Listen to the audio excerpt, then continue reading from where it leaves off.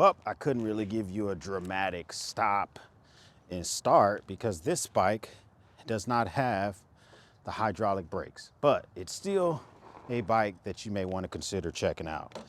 This is the Aipas, maybe I'm mispronouncing that, Aipas M2 Extreme Pro off-road bike. Lots of pros and cons to it, but I guess I'll give you my bottom line up front, and then we'll reverse engineer to tell you if I think it's worth it or not. If you're looking for an e-bike that is around or about $1,000 mark, then this could be for you under a number of circumstances. It's after you get done checking out some of the competition. The price point right now, at least as I look on their website, is $929. Comes in multiple colors. I see it in gray, black, blue, green. So it's going to be really up to you. Now, just to talk about some broad general specs about this thing, it does have 0 to 5 pedal assist. It can go up to 36 miles an hour, but not out the box. We'll talk about that more later. It has up to an 1800 watt motor. So that's going to be 1800 watts it can give you for peak. It does have, it says it has a 48 volt, 17.5 amp hour. It's not the biggest battery in the world, but when I was riding this thing, the controller was giving me 52 volts. So I think this might be a 52 volt battery, but 500 pound capacity, up to 85 miles. And it has 110 Newton meters of gradual incline for the torque. So those are some impressive specs when it comes to like literally what they say on paper. Features about this bike, the broad specs, some things about it that you might find useful. It does have a rear brake that actually works when you push the brake itself. It has a decent light which will automatically turn on, or you can turn it on yourself. And the actual controller has a USB-A port. So while you have your phone up here, you can put a little USB-A to USB-C port or whatever the hell you use and tap off the battery from the handlebar. It's the first time I've seen that in an e-bike. 7-speed shifter already installed on this bad boy, which a lot of bikes don't give you. This one has the rear rack that you get. You can pay additional and get the front basket. I always think those look goofy, so I'm glad that that's an additional instead of being standard. The seat is kind of a traditional looking seat, but the seat does get loose easily. First con, I guess I'll go through the cons as I'm going through the bike itself. The handlebars themselves, they feel a little bit tight. We'll talk about that more on the ride. You could just tell that this bike does have aspirations to be great, but I do think they're piecemealing too much stuff. This bike does not have hydraulic brakes. It's the M2 Pro.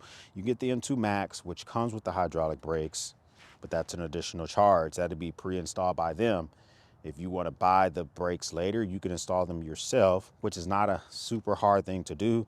I mean, the brakes are very accessible right here near the brake pad, or the rotor rather, and then just kind of swap it out. It shouldn't be that too difficult to do. But there's not a lot to it. Why would you want an e-bike? I've talked about using it for different reasons. For your prep, you can also use it for an escape plan, for bug out situations, bug in situations, but also it's a good reason to not always jump in your vehicle or your truck to go somewhere. I mean, if you have something like an e-bike with you, then you're less likely to always to want to jump into your vehicle just to run down the street, which is what I tend to do a lot with my e-bikes, is use these as a great transportation method versus always having to think about getting into a vehicle. So let's jump into the ride, and we'll conclude that ride and get your final opinion on this bike as we go through it. There are things about the bike that are interesting. Let's just go over the ride aspect of this, and then we will kind of go from there. When it starts up, the screen does a lot of flashing. Now this is a class 2 bike out of the box. So when you first get this thing up and going, it is not going as fast as a class 3, obviously. It does top out about 20 miles an hour. There is a way, has a little notice right here, says to remove the speed limit, go into the settings of P08 in the owner's manual. So I'm assuming there's some type of settings in the owner's manual which will allow for you to take this thing to 28 miles an hour, maybe make it into a class 3 bike, because there's just no way that they're giving a bike with these type of specs, in. All right, lady, let's put the car in drive. Here we go. There we go. There's just no way that you're making a bike with these type of specs and with the watt output that it can do, and you're not giving me the option to have class 3 speeds. I mean, there's already a few other things that does make this bike not necessarily the go-to for a lot of different things. I'm in pedal assist 2, maxes out about 12 miles an hour. Let's go to pedal assist. Let's take it all the way up to 5 and see what we max out at. We'll be cautious on this trail. All right, see, we're getting up to about 20 miles an hour here, 21 miles an hour. It will bring itself back down. So just an indicator that it will top out that 20 miles an hour mark. Now, I wanted to show you guys the bike, how it comes out of the box. So out of the box, this is the type of speeds that you're getting. This could be a pro or a con for a lot of different reasons.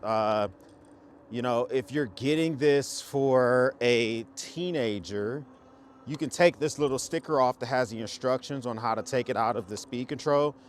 And in that way, the teenager would never be able to go more than 20 miles an hour. So if they're wearing their helmet, they're wearing their protective gear, then it's going to be a more safe and suitable bike for them to be able to rock and roll with. Now, here's my first complaint about this. This bike is posed and gives vibes of a mountain bike, but it does not perform that great off-road. Now, I'm barely going through grass. If I slow down a little bit, let me just show you what the pickup is like, bringing it down to 7 miles an hour. It's just not giving me, I don't think it has enough torque for some of the off-road mountain bike type stuff that you would find yourself doing with something like this. And I feel bad because I'm directly comparing it to the Hay Bike Braun, which is a 52 volt, has more, so it has more amp hours, it has a bigger volt output, amp output, watt output for that bike altogether. And it definitely just feels more suitable when it comes to being a mountain bike, okay? So if you're gonna be buying this for trails, I would caution you, I am 225 pounds. So maybe it would be better if you're a 185 pound guy or something like that, then yeah, this might be more enjoyable for you.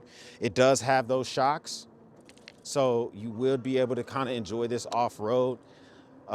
One thing I would say is that the handlebars are just a little bit wide. And what I mean by that is they're comfortable for what I'm doing, street riding. You're riding on the street, you're kind of hanging out. Let's bring it down to pedal assist 3. So max speed should be around like 15, 16 miles an hour. So if you're just gonna be doing street riding, stuff like that, you're gonna be fine. So the handlebars are comfortable, they're at a decent, but if you are taking this mountain biking or off-road, which is what I like to do with my Hay Bike Braun, thinner, just a little bit thinner, more narrow handlebars are better for getting in between trees, getting in between branches, and just feeling like you have more control of the bike. At first, I didn't understand why the Braun did that until I took it off-road. And, you know, a mile and a half into an off-road course, it was nice to be able to know that I'm squeezing between trees and I'm A-okay. My next big complaint about this bike, it does not come with hydraulic brakes from the factory. It is an upgrade. When they sent this to me, they said, do you want us to send you the most popular upgrade from our website? Which that hit my ear a little bit different, because what I heard was, do you want us to send you the #1 thing that we should install for our customers, but we don't? It just feels very piecemeally. It almost feels similar to getting when Apple decided to take the charger brick out of the box for the iPhone. And They give you the option during the checkout phase to spend 35 bucks and to get a charging brick. But I'm like, dude, this used to be included. And does the price reflect it no longer being included? I don't know about that for this, because it is cheaper than some of its competitors, but the competitors will give you hydraulic disc brakes out of the box. So that is something to think about. Now, a couple of other negatives as we're going through this row is I've put together about 14 e-bikes. Now, this may not be a negative for you, because I'm assuming if you buy this may be your first, maybe your second e-bike, but the process to put this thing together, the assembly process, is entirely too long. It took me and a buddy. Normally I put these bikes together by myself. It took me and a buddy over an hour to put this thing together. Now, mind you, we were smoking cigars and watching football, but at the same time, there's not a particular reason why this thing was not more put together. I've had other bikes that were shipped in the same similar size box that this thing came in, and I'll give you some B-roll of the box, and they were more put together than this thing was, right? Like, there's certain things you should not have to put together on these type of bikes. The controller should have been already installed. I had to install this. The handlebars took a while to navigate. Zip tying, like all the wires and stuff, a lot of that stuff happens with other competitors. Now, there are some things that they didn't have us to do. The kickstand was already installed. That's nice. The rear fender was already installed. That's a good thing. But there's just a lot of things that I would have preferred to make this a little bit easier of a process. Like the seat could have been installed. This is the first, maybe the second e-bike that I've gotten that the seat wasn't installed coming out of the box. And this is not like I understand it's not a moped style bike. Some moped style bikes are slimmer seats and maybe it's easier, but you know, if your competitors can do it, why can't you do it? So that's something to think about. Now, let's talk about positives. This thing has a horn, and the horn sounds decently loud enough. I'm next to a pretty busy street, and you can pretty much hear it as cars are flying by. So it is good at getting pedestrians' attention if somebody's in front of you, so that you don't have to yell out and say on your left or whatever. So that's a good thing. It's a pretty comfortable ride. I mean, other than the fact you're gonna have to start the braking process earlier for that negative I talked about earlier, not having those brakes, the ride is pretty comfortable. And that's good to be able to know that most of the time I can sit on my butt, I can go over speed bumps, I can go off curbs, and it's just not that big of a deal. It feels good to have that. And so I'm a big old fan of that. There is very little ghost pedaling, very small amount of ghost pedaling on the bike. Meaning, I'll explain that after I get my mail. Side note, if you guys ever want to send me stickers, my address is in the description of this video and any other video that I make. But I guess while we're here, I can kind of tell you about some of the features when it comes to the light. So if you look at this front glass right in front of me, you can turn the light on pretty easily. That's the horn, but there's a light, comes on pretty easy, goes off pretty easy. But it also has auto sensing features for the light, which is a good thing. So if you have this thing set up, it will kind of just sense that it's becoming a little bit darker and turn on your lights for you. I like stuff like that. Makes life a lot easier. Shout out to GNGS, whatever the hell you call yourself, for the night vision monocular. We'll see how this thing works. All right. A few other positives to talk about is that, as I was talking about when it comes to ghost pedaling is basically when you're on an e-bike. A lot of e-bikes have gears, like this has a gear shifter, right? And no matter how high up you put the gear shifter, you will always what's called ghost pedaling. When the bike gets above around 13 miles an hour, if you attempt to pedal, then you absolutely are doing nothing to assist the motor when pedaling the bike. And that's called ghost pedaling. When you begin to pedal the bike and the pedaling makes no difference whatsoever. And the reason that it's called PAS, pedal assist, is because the e-bike, it assumes that you're going to want to pedal the bike to make the bike go. And so as much as I love some of e-bikes that I have, like from MacFox and stuff like that, those things are notorious for ghost pedaling. When you get above around 13 miles an hour, there's just no point for you to pedal whatsoever. And that's a complaint that I've always had in regards to some of the other brands. So they're really good about not having to worry about ghost pedaling. The turning radius on this is actually pretty good.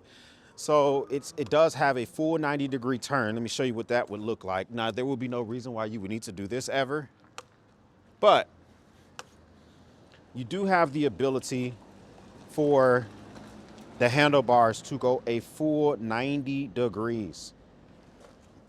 So if you're trying to turn the bike out of a tight area, let's just say you got it off of a bike rack or whatever, and you need to turn the bike completely around, that's nice to be able to do that while walking instead of having to do some awkward stuff. So that's a good thing as well. I think the bike looks pretty good. I like the white lettering on the sides of the bike. I like the fat tires. I wish, I love me some big old 4-inch, 26-inch tires. I think it looks really aggressive. So I think that you're not going to be mad about that whatsoever. I'm also a fan that they put the actual accelerator for the motor on the right side of the bike so that you can just use your index and your thumb to accelerate. There is no lever. Sometimes when you're riding these e-bikes, if there's a lever, sometimes your thumb can slip off of that. It's nice to be able to just use your hand where it naturally rests on the handlebars to use that all together. And then finally, I would say positive is that I think they did a decent job with these wires up here, cable management as in aesthetic wise, because I have seen before where some of these companies are just really bad about leaving the cable management up to you. Now let's talk about negatives on the actual ride aspect of the bike and not the bike like assembly part and stuff like that.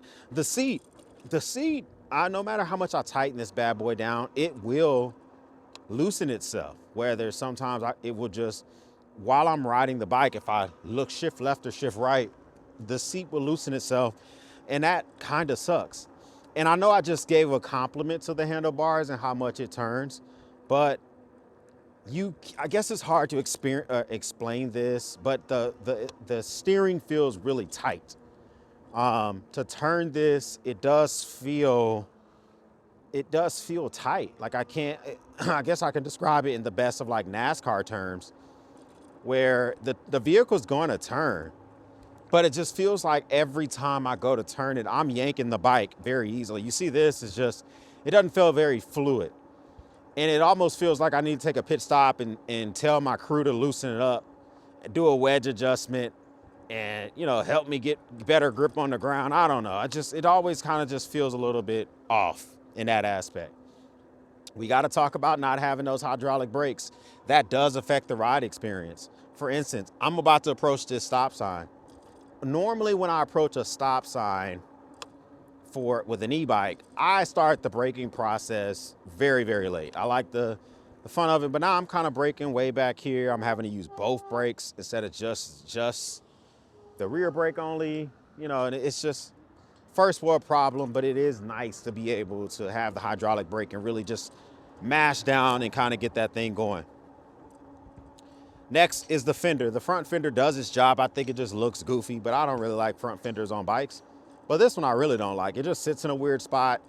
Front fenders have a design. They're designed to keep water and mud from splashing onto your body. This one, it cuts the front fender off. I get it. They did it because it's not needed, but if you're gonna put a front fender, just cover more of the tire is what I would say, versus the way that they did this overall. So what can I recommend this bike? Well, right now, you're probably watching this, maybe in the future. I'm uploading this video during Cyber Monday, Black Friday season in 2025. This bike is probably well worth it pricing wise, 100%. But if this thing creeps back up to full retail price with the things that I just told you about, I would tell you, you need to really take a hard look at some of their competitors. This is at the end of the day, this is another e-bike company making the stuff overseas, shipping it here. And so they have not made themselves stand out amongst other e-bike companies, such as the Hay Bikes of the world, the Ride One Up, the Mac Fox. Those companies are, they have more of a track record when it comes to warranty, ride experience, the bikes holding together for a long time. Some of these newer companies, the more quote unquote fly by night companies, I think need a little bit more time underneath the belt. This one's doing some things right, okay? It gives me the nice OLED display like I like. It's telling me how many, the volt output that I'm getting on the battery. It's giving me everything that I want. Right now it's telling me that the battery's pumping out at 52 volts. Cool. It does have a battery indicator, but I like to know what the volt output of my bike is because that helps guide me with letting me know how much battery I have left. If this thing said like 47 volts, I know that I need to start maybe turning around and heading back home soon. All right, so I like little subtle stuff like that. But even right here, as I glide down this hill, the mechanic brake versus the hydraulic brake is just not as effective with the stopping measure. So full price, I would say take a hard look. If it was my money, I would not be buying this at full price. Just kind of keeping it real with you. But if you're getting this on one of the Black Friday specials, the direct comparison I make with this bike is the Hay Bike Braun, which is what I have. That bike, it's no longer in production, but they have similar models in Hay Bike. And that bike is probably easily a $1,500 or $1,600 bike. If you're getting this bike for sub 1,000 bucks, everything I'm complaining about, you can kind of just throw it in the bag. Here's a little hill. Let me show you the lack of performance on hills. So it does kind of struggle right here. And so you can kind of see, I approached that hill going, 10 miles an hour. Didn't want to go too fast because there's pedestrians. And it struggles a little bit. And so when you put yourself, I think the bike needs more torque. I think the motor needs more torque for certain tasks. I don't think, the bike weighs a lot, the tires weigh a lot, the frame is it's a lot of bike. And then, the watt output doesn't really matter compared to the torque. I think this thing could have more torque. I have this little bike by TST that's a moped style bike, has a crazy amount of torque. That same hill we just saw, it would have made that hill its bitch. Okay, so I think that this thing needs a little bit more torque. But it does have a lot of good things about it. Turn signals that I'm using right here, has the horn, it has the light. But comment down below, what do you think about this bike? Do you think it'd be something that is worth it? Is something that you would be thinking about picking up? Are you looking for a video on it and this kind of pushed you over the edge? I would love to know what your comments down below. Now, final things they threw in the box for me. I don't know if this comes for every customer, if they just did it for me because I agreed to check the bike out. They gave me a phone holder. I didn't install it. It was incredibly complicated. Not complicated. It was just too many damn parts. Okay. I feel like phone holders, at least the ones I bought on Amazon, you open them, you put them on the bike. That one you had to get a screwdriver out and screw some shit together. I didn't want to install that. They also gave me a bike lock. That was actually pretty nice that they did that. Now, does every customer get that? I don't know. If you're getting a bike lock, which can, a decent bike lock can cost you anywhere between 18 and 30 bucks. And then a phone holder can cost you anywhere between 15 and 25 bucks. So they're giving you $20 to $50 in value of extra items. That's not bad. So if that's what every customer's getting, I can say that that's a pretty good thing. If something that you may want to check out. If it's something that was a one-off for me, then just take that with a grain of salt. Some of the features you're gonna want to get with this is a phone holder, but mind you, this controller sits in the middle. I like controllers that sit off on the left or the right. Gives me more handlebar to put my own, stuff on here. But you're gonna want to get a light because although this light is auto and it does have it does turn on by itself. The output on it is not as much as some of my other bikes, especially from MacFox and Hebron. It is definitely just a dime a dozen type of light. It will give you enough, but if you're really gonna wanna take this into dark spaces, you're gonna wanna get a light from like Phoenix, or take one of your Woobin lights and adapt it to the bars or whatever. That's gonna be a must. You absolutely want a flashlight with this thing. You want a phone holder with this thing. And then it doesn't have a cup holder. So you may wanna get yourself a cup holder or additional storage for the bike itself. Now, one thing also to know is this bike has a storage rack. I don't know if that was extra or if they included it for this review. I'm gonna put the link down below for you to check it out. I don't want you to assume that if you order your bike, it's gonna look exactly like the one that I have, but let me know.